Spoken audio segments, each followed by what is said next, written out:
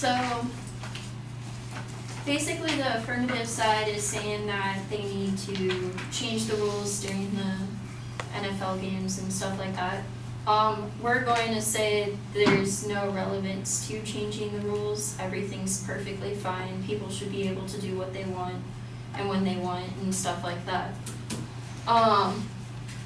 So they actually have already conducted a meeting about the rule change, and what came about was that they basically said they weren't going to change the rules whatsoever. There's no point of it, but the coaches are allowed to punish the players in the form that they want to.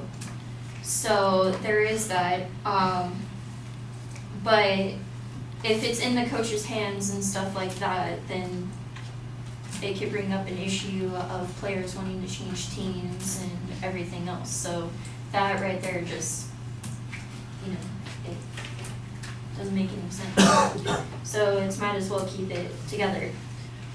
Now, there are a few issues that we would like to mention that have not been mentioned yet. So there has been controversy about the whole taking a knee and stuff is unconstitutional. It's going against our veterans and they're not respecting them at all. So in that case, with the veterans, let's see, there was a top 3 pros and cons from procon.org headline, which they specialize in pros and cons of different controversies. The evidence shown was social media has given a voice to strong opinions on both sides, including members of the armed forces who express support Kaepernick's right to protest by posting under the hashtag Veterans for Kaepernick. And also stated on there was a letter signed by 35 U.S. veterans stated that far from disrespecting our troops, there is no finer form of appreciation for our sacrifice than for Americans to enthusiastically exercise their freedom of speech.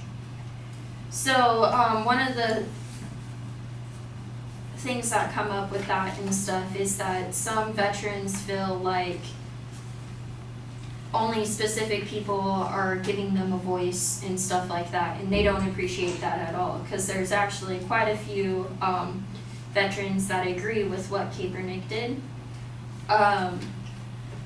One U.S. Army veteran about the movement, she said, with police brutality being the main reason why this whole thing happened, there are many people in our country, specifically African Americans, who feel they're being discriminated against, and there's racism, that there's bigotry. I'm not African American, I'm Hispanic. I cannot deny their feelings. I cannot deny their emotions. I am a veteran. I support my country. I love my flag. I may not agree exactly with what they're doing, but I do agree with the democratic process. If they feel the need to take a knee and say, hey, something's wrong, and not everything's being treated equally, who am I to say, no, what you're feeling is wrong? What we need to say is, okay, you have my attention. How do we get going? How do we get this show on the road?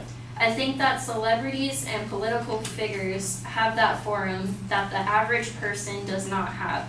If I take a knee somewhere, they're going to look at me one of 2 ways. One, I'm a crazy woman, or 2, they're going to ignore me because I'm a nobody. I'm just the average citizen, but a celebrity of that kind, an athlete of that caliber, they have a forum.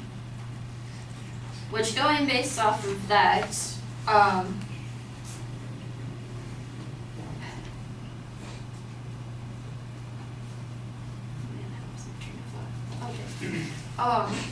so going based off of celebrities and stuff like that, a lot of people say that celebrities are able to use their attention and stuff like that of people to get their political feelings across and everything else. For example, Beyonce uses her shows and stuff to say how she feels about a political matter. So why is this any different than that?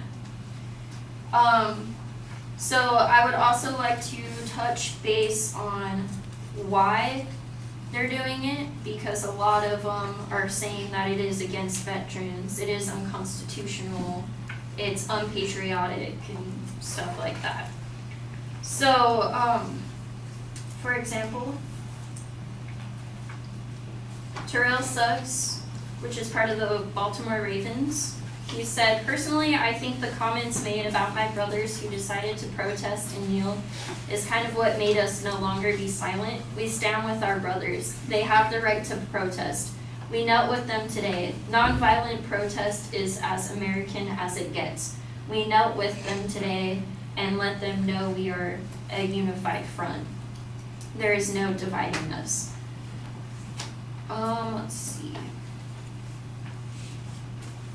Another one was the Seattle Seahawks stated, "As a team, we have decided we will not participate in the national anthem. We will not stand for the injustice that has plagued people of color in this country. Out of love of our country and in honor of the sacrifices made on our behalf, we unite to oppose those that would deny our most basic freedoms." Some of this is based off of what President Trump said about the whole situation, saying that they should all just get fired and shouldn't be allowed to play, should be benched and stuff like that because they don't have the right to do what they're doing. It's going against people. So all of them reacted to it by becoming united instead of divided completely.